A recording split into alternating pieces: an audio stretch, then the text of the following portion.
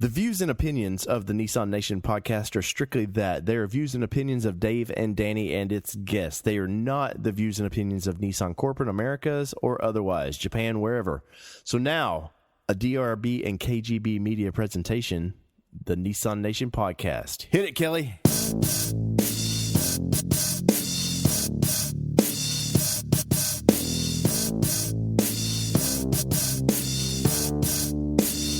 Recorded live, coast to coast, it's the Nissan Nation podcast. From camping, racing, and all points in between. The NNP is your Nissan Nation podcast. Now start your engines and welcome in the hosts, David and Danny.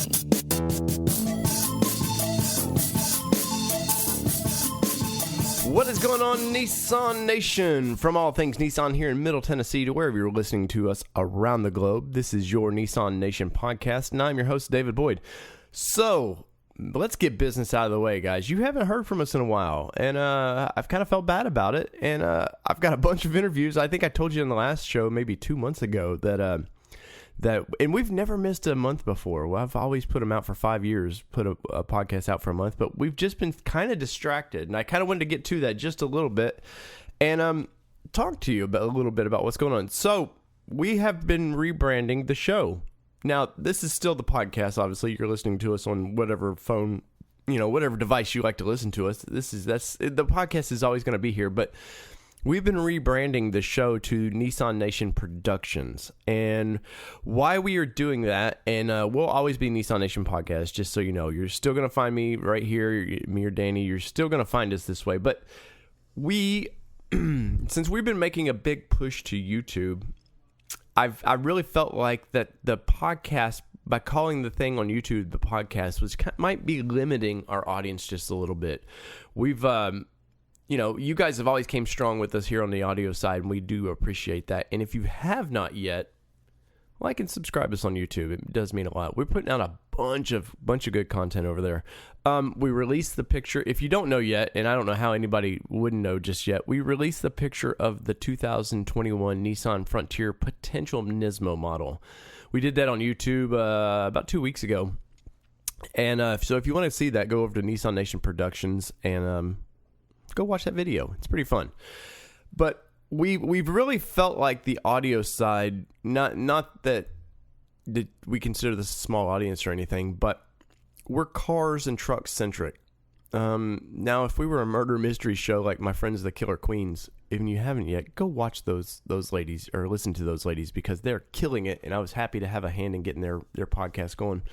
But if you're on the audio side, sometimes it's maybe a little boring to listen to car talk, just to listen to it. So we kind of thought, well, we're going to make a push to YouTube, and me and Danny have, we've got faces for YouTube, right? Or I'd like to think so, anyways.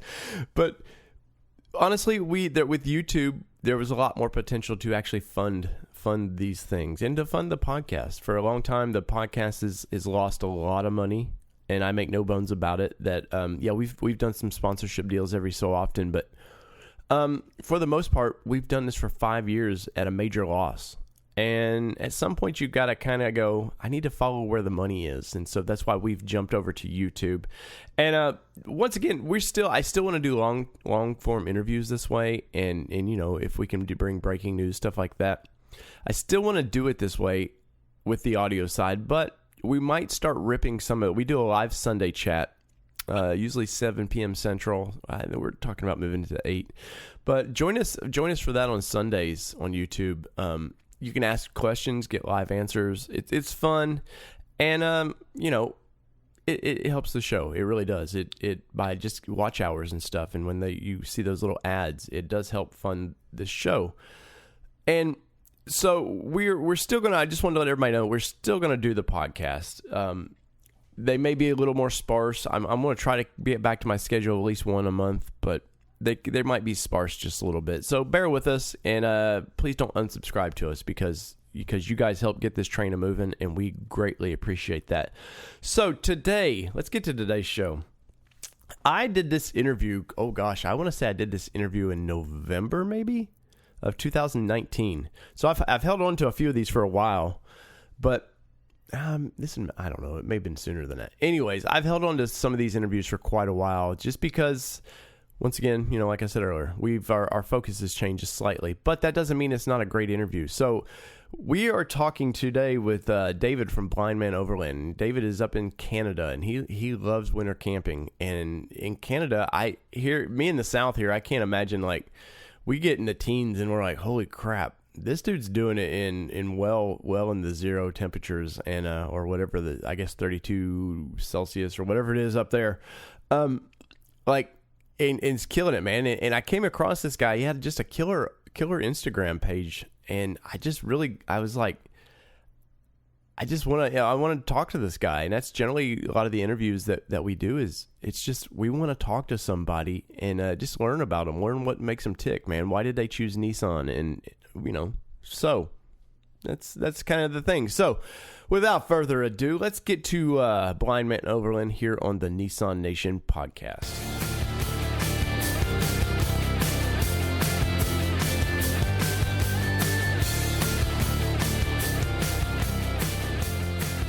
All right, so today, whenever you listen to the podcast, if you're on a gym, I don't care where you're at. So we've got kind of, I guess, Canadian royalty. We'll say it's rare to find people. It's rare to find people in a Frontier that's doing it in the cold. And tonight we have Blindman Overland, man. So David is your name. So thank you for being on the show for one. And hopefully I won't confuse your name with my own. You know what, we'll do our best. So tell me, what is the weather like there tonight? Because you're in Alberta, right? That's right. Yeah. And tonight it's actually not too bad. I mean, we're looking at, it's only -5 Celsius right now. I don't know what that is in Fahrenheit, but I can't do math, man. So I'm a car guy. Me neither. It's freezing, but it's a balmy freezing. Really? So when does like spring hit you? When like June, July? No, I guess like the unofficial, where I'm from, the unofficial end of summer is May long weekend. Right. And May long weekend is basically just the first week that everyone just goes absolutely nuts. They pull out all their trucks, mud trucks, and everything out west, and we just see if we can get them stuck. Well, I happened to notice that you were doing some camping, and camping in a RTT or anything like that in those kind of temperatures doesn't seem super fun to me. But you're Canadian, so I'm assuming this is like par for the course, right?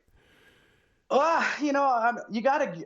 The only other option up here is that you just don't go outside. Right. Because it's so cold, and I'm just not a big hibernation kind of guy. I like the fact that it's winter and there's no one out there. You're the only person out there. There's a few crazies out there, maybe in between, just like you, that are, camping and stuff, but the trails are always open. Mm-hmm. The campsites are always readily available, and I don't know, it's peaceful, man. So what is the overland scene like, kind of like where, because here in the States, obviously, like, especially if you're in the Colorado, kind of the mountainous areas, like, everybody is nuts for it, man. So I'm assuming, Canada is pretty much like America as far as like the, what people do. I'm assuming it's nuts up there as well, right? I don't know. I think it's starting to be, maybe. The thing is up here, like, this is just it's kind of an old hobby up here. Mm-hmm. We're a bunch of rednecks up here, so we've been out breaking trucks and camping out because we can't drive home for a long time. Right. But I mean, as far as the overlanding stuff goes, and calling it overlanding, and there's not too many places here where you can drive, camp. Right. So it's usually a drive-in and camp, and then, drive out. Is there a lot of like logging trails and stuff that you kind of go around, or? Oh yeah, there's tons. Like, I mean, don't get me wrong, there's some nice trails in, Alberta. You got Ruby Falls and the TransAlta and Margaret Lake and all these other, super popular trails. Mm-hmm. But there's also the entire Forestry Trunk Road. Okay. Which has an obscene amount of old service roads, forestry roads, oil and gas roads, that you can kind of just go and explore and find some crown land that you can still camp on. Well, how is, I know it's getting to be worse and worse here in the States with, like, people just not staying on the trails kind of thing, tearing things up. Do y'all suffer the same kind of fate that we have down here in the States? Unfortunately, man, I'd probably have to say, yeah. You're just always going to have a certain kind of person, that's just not going to respect things. Right.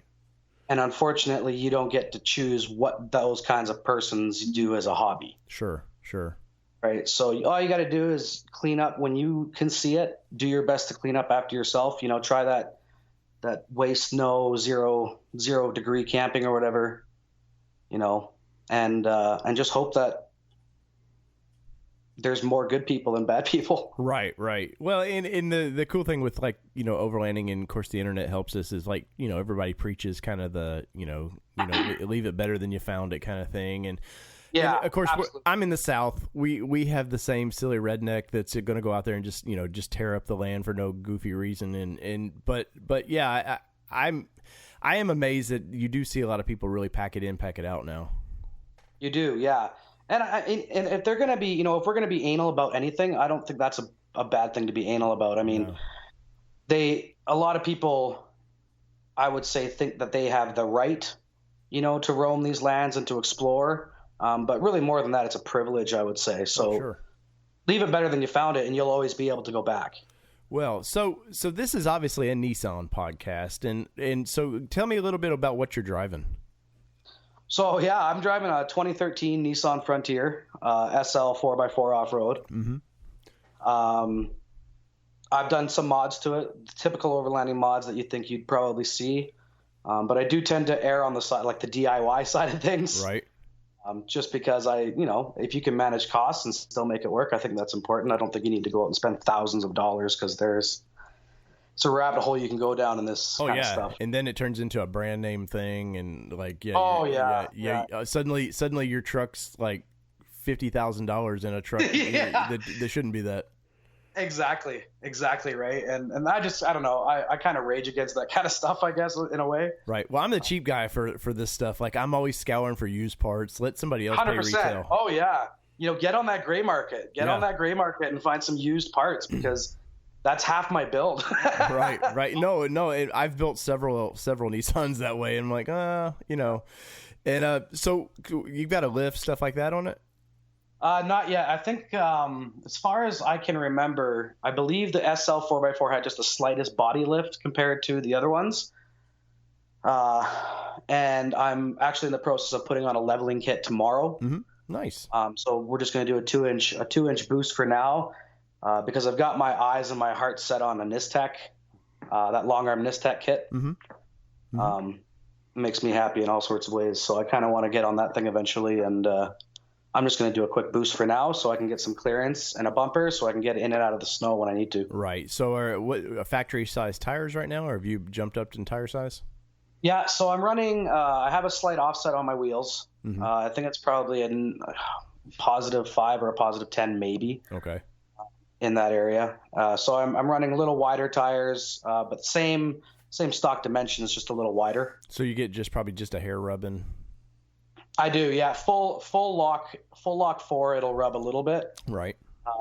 And I don't really care about rubbing at the end of the day. It's just rubber and sheet metal. So right. Yeah, if you're into this, eventually you're going to dent something like it. Yeah, there's no avoiding it. Right. It's gonna happen. Especially, I would think, in your conditions where it's snowy, a little more slippery than probably we're used to down this way. Yeah, you get pulled into the ditches a lot if you're not paying attention. You really do got to start paying attention, because the snow, it might not feel like you're driving through it, but when you're driving in the snow, you gotta pay attention to your temperatures. If it's really, really cold, mm-hmm. that snow's just gonna stay powder. Yeah. But if it's hovering above that 0 degree mark and that sun comes out, then you got wet snow, and that stuff is, that stuff can be real treacherous. Does it turn to ice then quickly, or? Yeah, if you lose traction even a little bit in really wet snow, it just packs immediately and turns to ice. And, oh wow. Yeah, it just and if you're on a ditch or a slope or anything like that, you're winching yourself out, guaranteed. Right. So what are you doing for comms in your vehicle? Anything at the moment, or? Right now I'm just running I've got a cheap little Baofeng radio that everybody mm-hmm. seems to be running in this world, mm-hmm. just because I thought they were super cool and super cheap, and I'm all about those two things. Right. Is it like the little ham radio? Yeah, it's just a little handheld. And then I've got an old Alpine CB that I have to mount in there right away here too. Well, nice. Best of both worlds then, because like once you go ham, like there's like it's so clear, and of course here in the States we have such a problem. You like I'm sure you do too. Got to get the special license, all that. But like after you go ham, it's like you never want to touch your CB again, you know? Yeah, that's exactly. And there's a lot of really cool hams that you can get out there for your truck now. My friend Jeremy actually just upgraded to a ham radio in his rig, and he swears by it. So I'll definitely be getting my license here shortly and going that route. So right. So kind of what led you to Nissan? What was was it the affordability of their vehicles or? No, I'm a bit of a, when it comes to cars, I'm a bit of a romantic. Right. My very first car was a 1979 Datsun 280ZX. Oh, nice. That I bought off my best friend. And I built it up, fell in love with it, and I've always loved the Nissan brand. It's been it's been the underdog for such a long time, even right. in the world, even in its little sport coupe area. Since the 240 and the 260s, they haven't really blown the shoes off anyone yet right. for a while. Well, I know here in the States they got more worried about just selling Sentras and everything else, and kind of exactly. let their heritage vehicles slide off a little bit. Yeah, they did, but I can see the point. I can see why. They're a business at the end of the day. Right. Well, but the Z was fun. It was affordable and it was spunky, and for the time period and. Oh yeah. That was the first car that made Car and Driver say, "Oh, you know what? Maybe import cars don't suck." Right. It was the first time that it said, this one's okay, because the Triumph and all those other MGBs and the Spiders, and they just failed. They failed all the time. Yeah, the little import was dependable. Where those cars, like Jaguar and everybody, like if it started, you were happy. Like you were happy. Yeah. You're already way above where you thought you were going to be. Exactly. So kind of I'm kind of looking at Instagram right now. If you're listening and you want to know, go to Blindman Overland, all one word, and you can check out like your adventures and stuff. So I'm glancing at your truck right now. It looks like you got an RTT on it, right. awning and a cage on the top. What have you mounted your RTT to? What is that?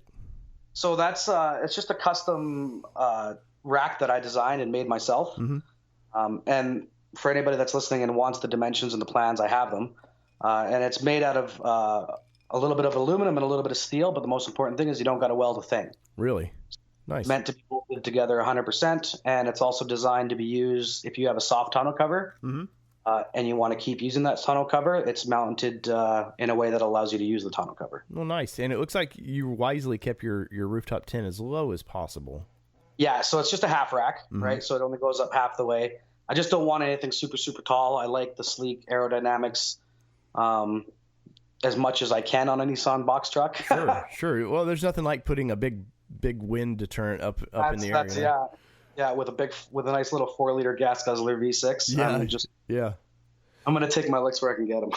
So you're kind of a Nissan person now. I see you hang out with a bunch of Toyota guys and stuff. Do they ever give you kind of crap for that, or? No, you'd be surprised, but no, they haven't. Really? Nice. Yeah, out here it's just about getting out, know, and there's so few of us that, like, it's quote unquote overlanding is starting to get more popular. Before it was just a bunch of dumb rednecks outside 4x4 and then getting stuck, and now it's getting churched up a little bit, right? And it's drawing in a little bit of a different crowd, and it's kind of cool because there's a whole bunch of stuff out there that people are building up. I've even seen someone build up a Volkswagen Beetle Baja into like a trans global rally commuter, and I'm just like, frick, man, run what you brung. Right. Well, is it the little tan one that you've seen? Yeah. He's actually from here. No way. Yeah, he's a local guy.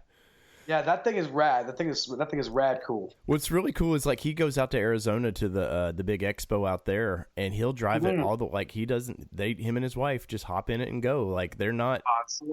That's what it's about, right? Exactly. Like, and if you can find a truck or a vehicle, it doesn't even have to be a truck, man. I did this. The whole reason I have a Nissan Frontier now is because I drove a Nissan Micra. Oh, nice. 2015 Nissan Micra for like 4 years after my Jeep, because I just needed a cheap commuter and I didn't need a 4x. And that thing it couldn't get me into the campsites that I wanted. But man, I pulled a trailer with that damn thing through the mountains. Really?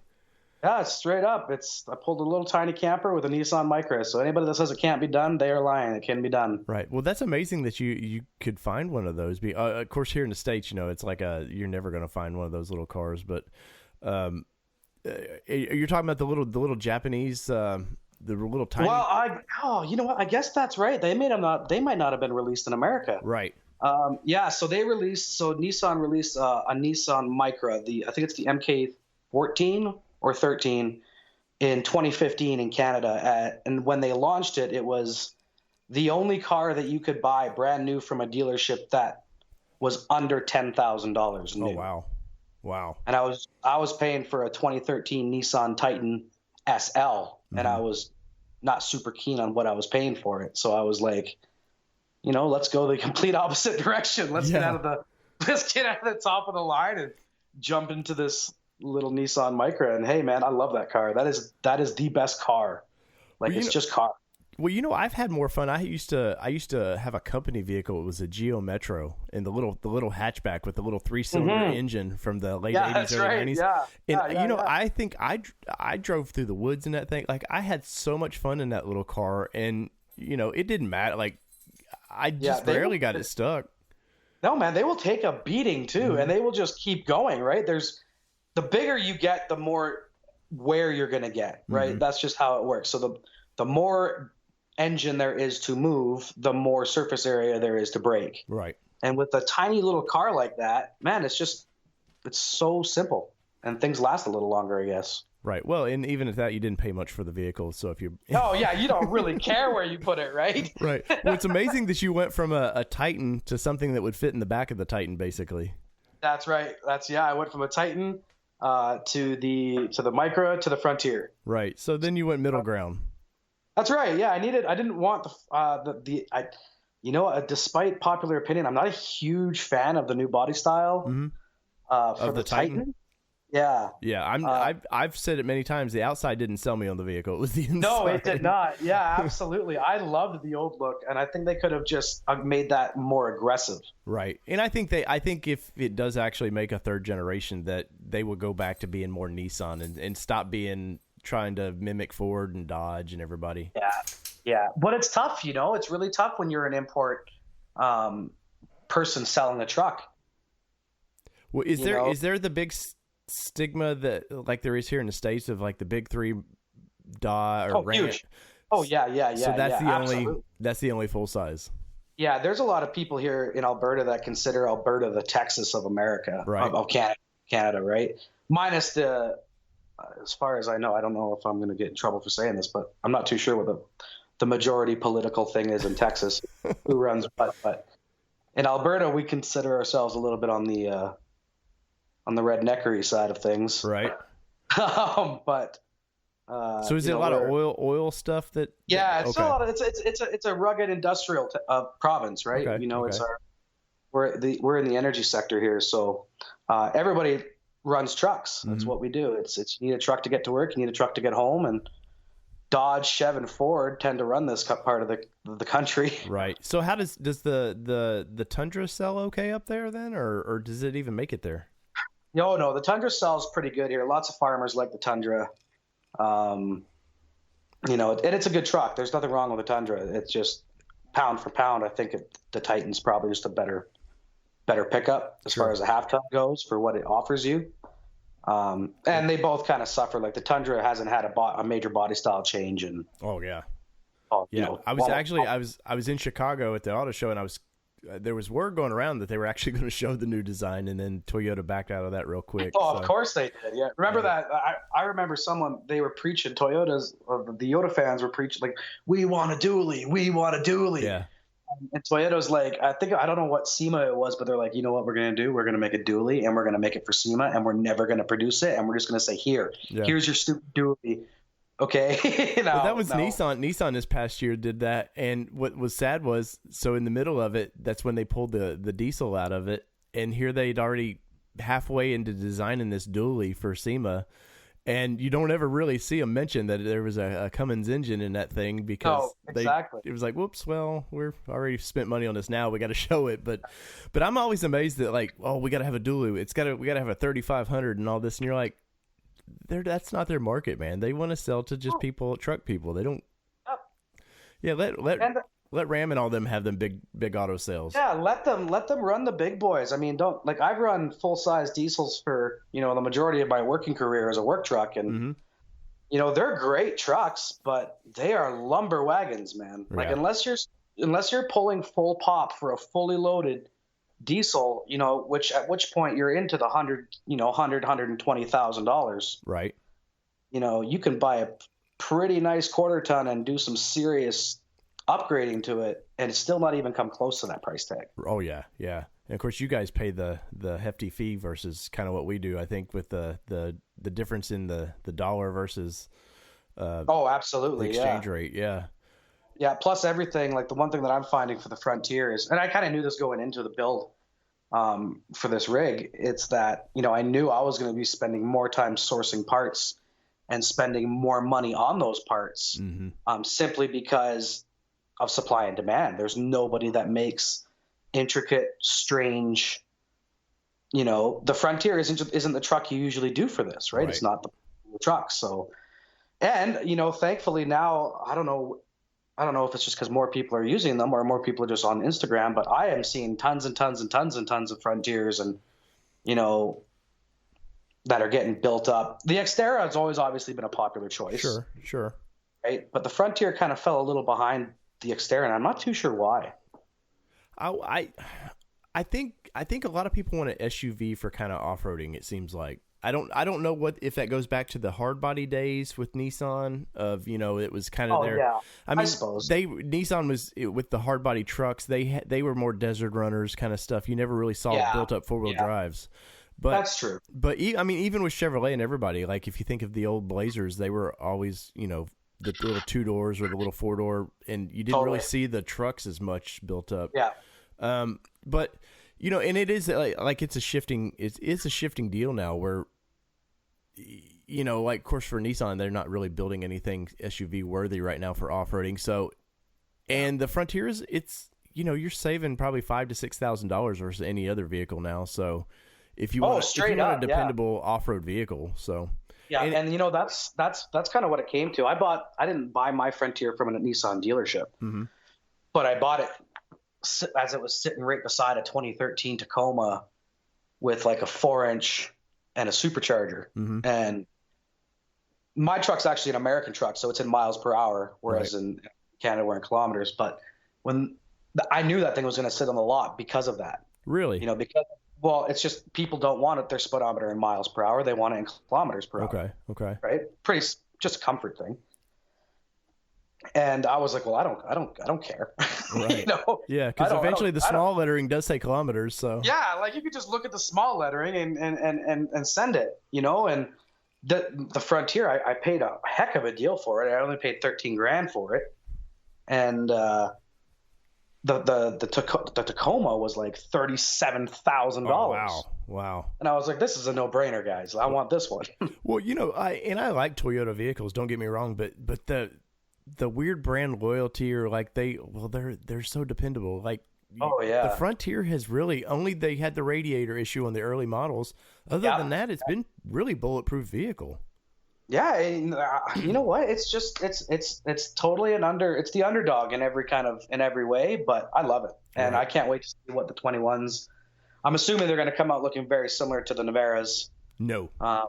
Not at all. I've seen it. Oh, It's no doubt, eh? It's not that at all, man. They initially, and the podcast has heard me ramble on about this forever, but we were going to, in 2016, we were going to get the Navara, and then they had new management step in and was like, look, guys, they've seen this vehicle for 4 years now. Like, it's old. And it's a lot like what Ford's having problems with the Ranger now.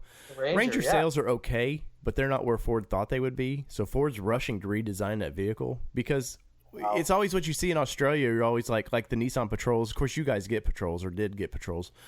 You always want what you can't have, but then once the Ranger guys got what they wanted, it was like, well, now it looks old. So, but no, the new Frontier will be built for the North American market. Like, because even the Navara is not like it within Australia. They've had people fussing like it's not as heavy duty a vehicle as they wanted because they went coils in the rear.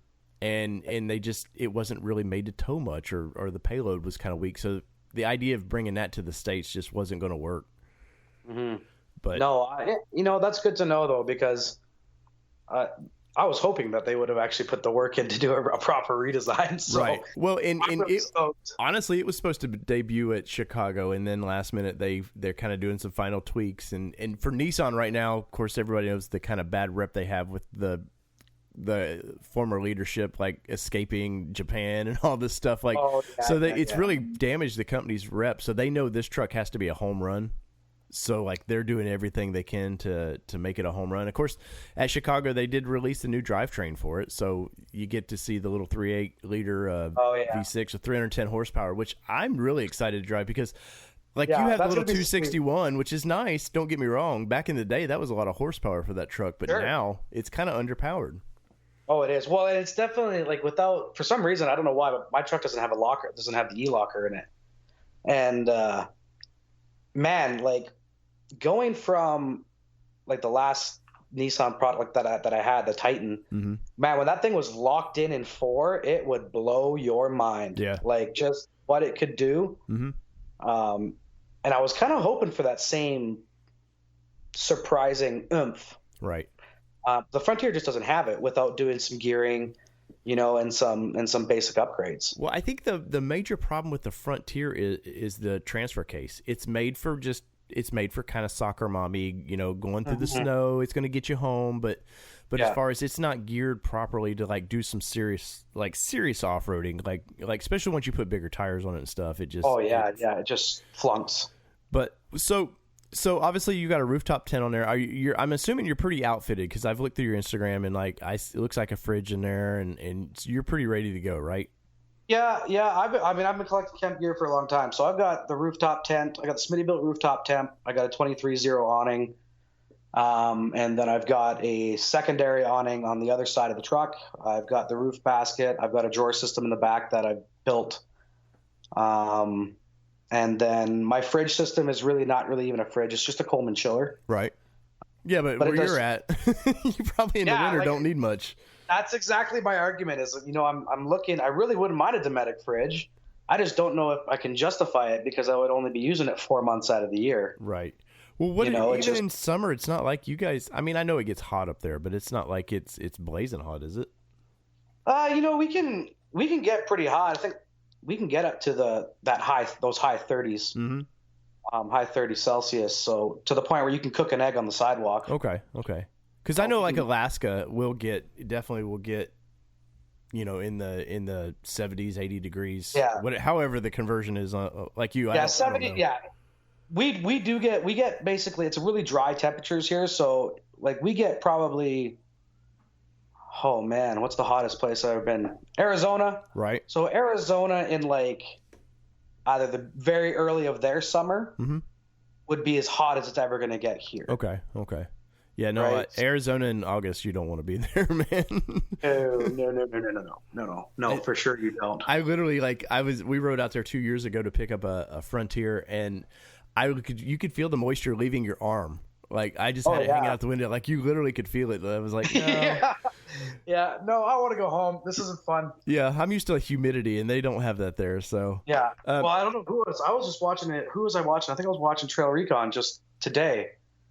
And I don't remember what video it was, but they were camping, somewhere where it was just too blazing hot, and they're like, screw this, we're driving 2 hours. Really, I haven't got to see his latest video. Yeah, we're going back up to California. This is nuts. So yeah, dude, that guy, especially for what you're doing, you're trying to get your YouTube channel really going and stuff like that. Dude, like he really does a great job with his videos. Yeah, I just upgraded some of my vlog stuff. I got a new gimbal for my phone. Okay. And I'm running the Phantom 4 Pro for my drone. Mm-hmm.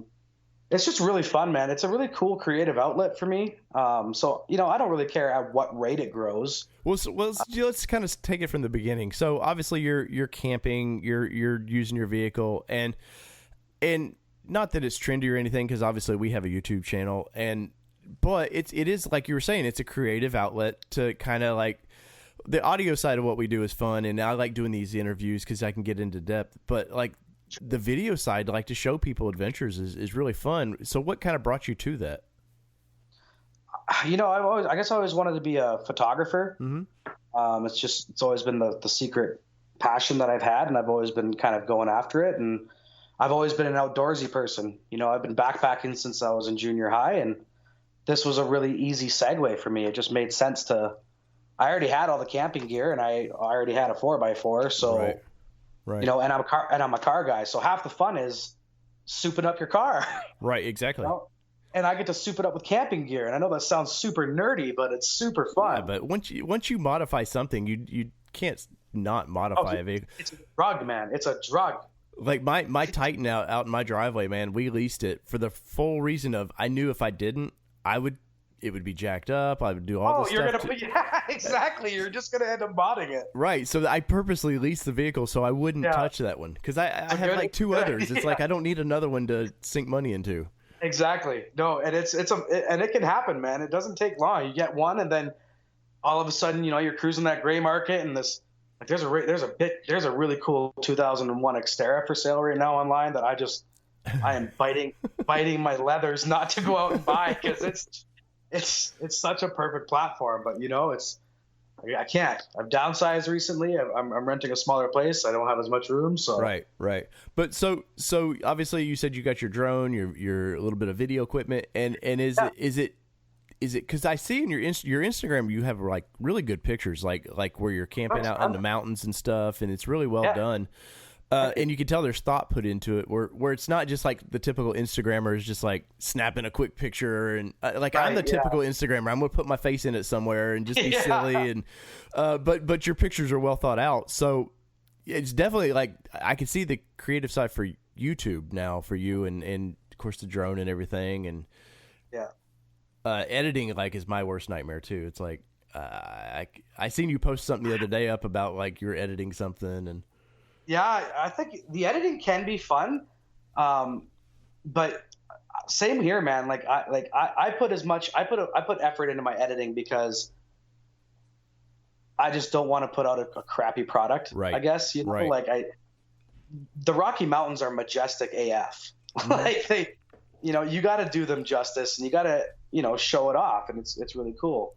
And it's just I don't know, man. It's just fun. Right. Like it's just really fun. It's fun to goof around in the tent with my dog, and it's fun to talk to people on YouTube, and it's fun because you get to do stuff like this, and interact with other creators, and you realize that if you can get through all the crappy stuff on the internet, there's actually a decent little spot for people. Right, and of course overlanding and just I know just with the 15 or so years I've done this with Nissan. Like you meet people like me and you. I would never have probably ever met you, and get to talk. And so just the YouTube part makes it fun. But then it's like, and then you take it further, and it's like, well, Nissan brought me all these people that I know, and that's right. It's all about connecting, really, Yeah.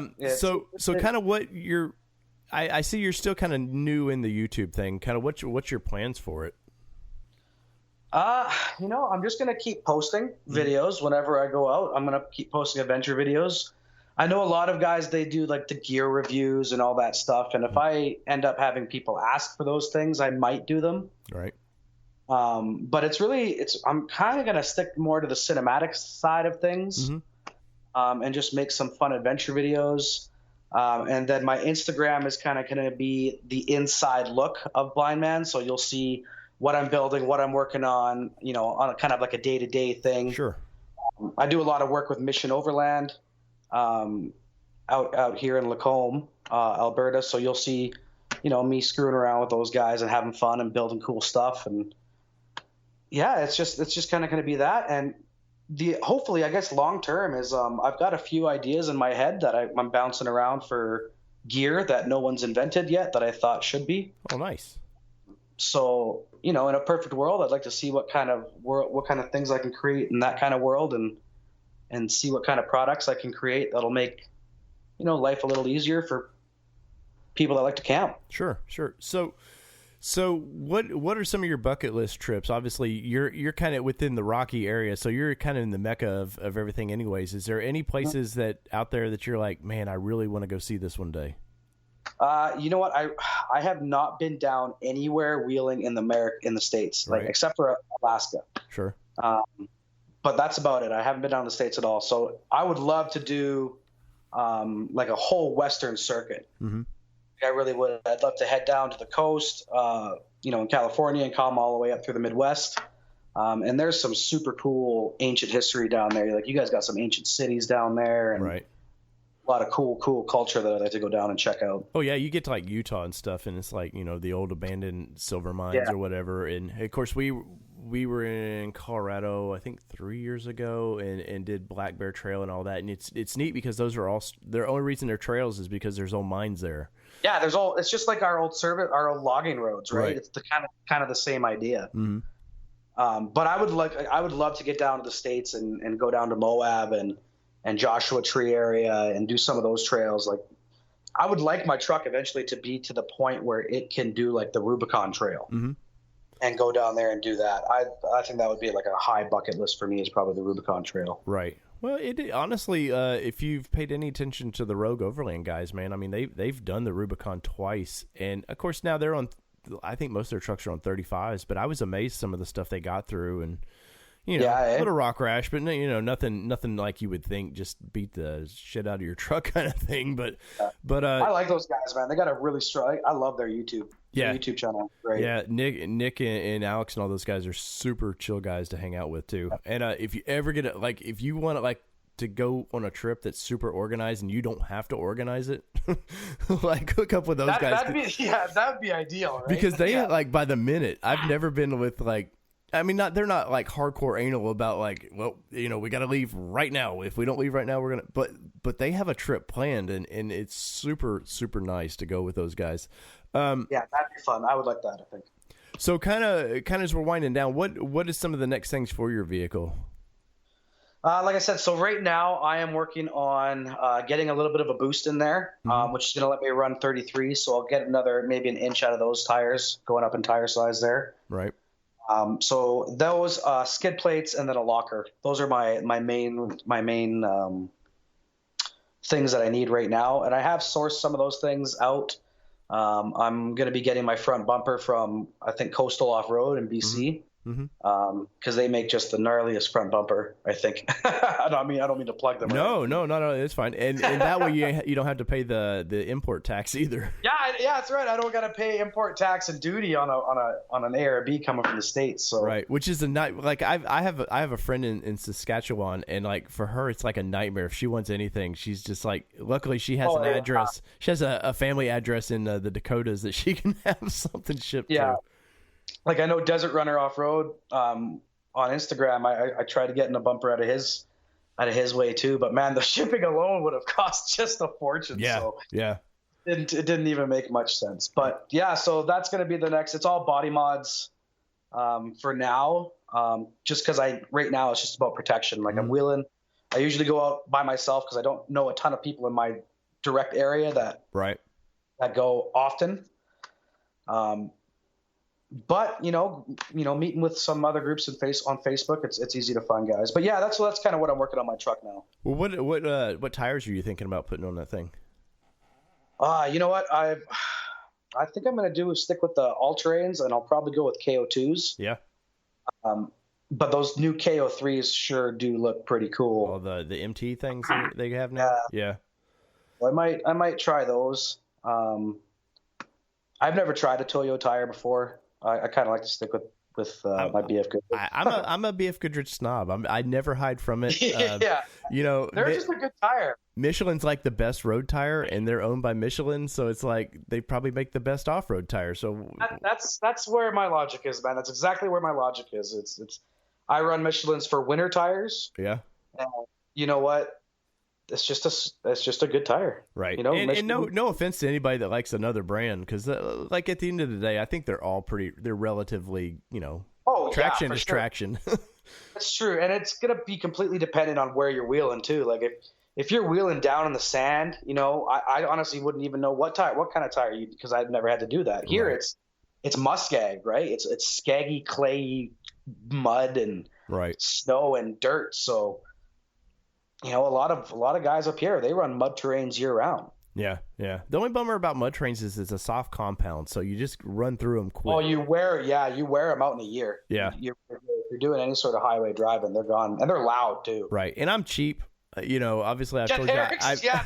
I don't want to pay, and I want the best tires, so I don't want to have to do it every year. No, I don't want to be spending $2,000 a year on tires. So I'm going to stick to an all-terrain. I just think that all-terrains do okay in certain mud, and they do okay in the winter, whereas mud terrains do really well in mud. Yeah.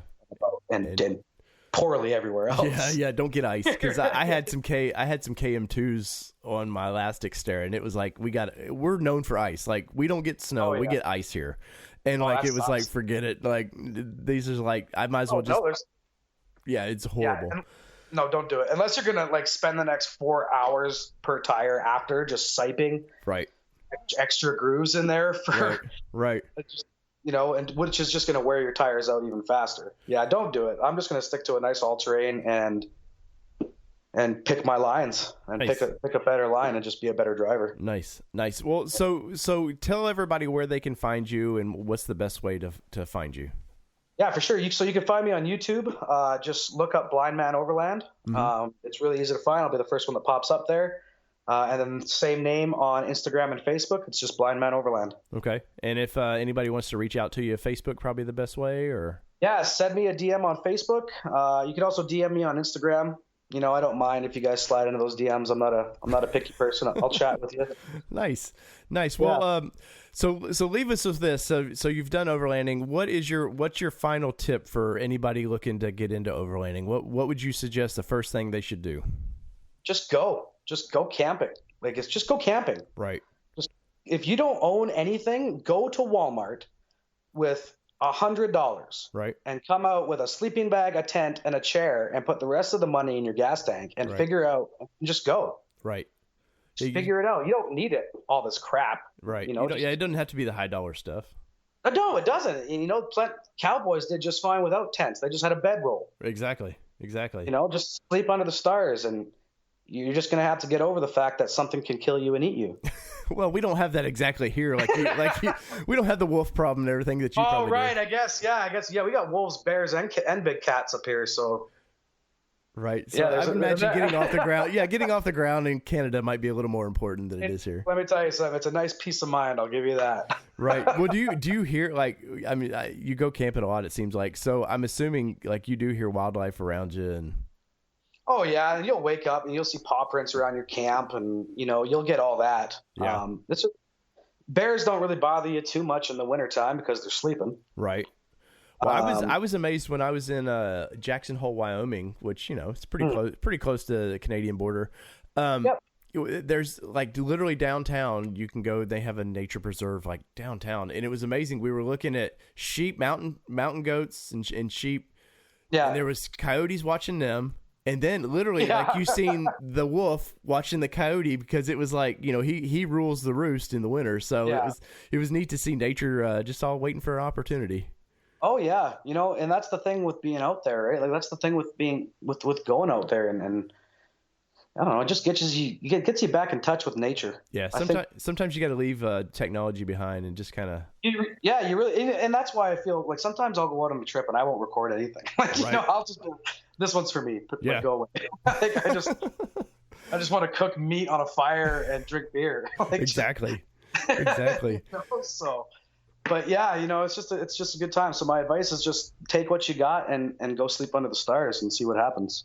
Nice, man. Well, David, it was nice talking to you tonight. And once again, guys, go to Blind Overland. He's trying to build something there, and you started following us, and I was like, who is this guy? Just your name was interesting enough. I was like, Blindman Overland. Well, I got to know more about that.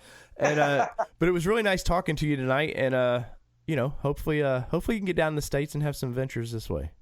Yeah, if you guys ever find yourself up at the Blind Man River Valley in Alberta here, you just give me a text and we'll go find some trail. Nice. Well, I've been itching to get to Canada, so I'll definitely keep that in mind. All right, David. Sounds good, man. All right, dude. Thank you, man. All right, buddy. Cheers.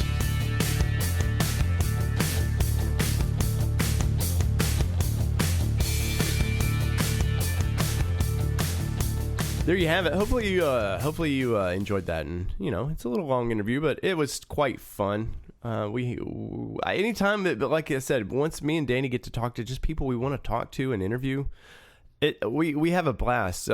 We did Trail Chasers podcast a week or two ago, and just had a blast with those guys, man. So if you want to hear us on there, go over to Trail Chasers podcast. I believe it's episode 125.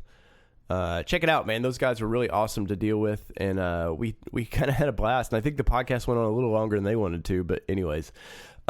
So guys, let us know what you think. Drop us a review. Reviews mean everything to us. It gets us in the old algorithms with Apple, and it helps keep us up on top there where we belong.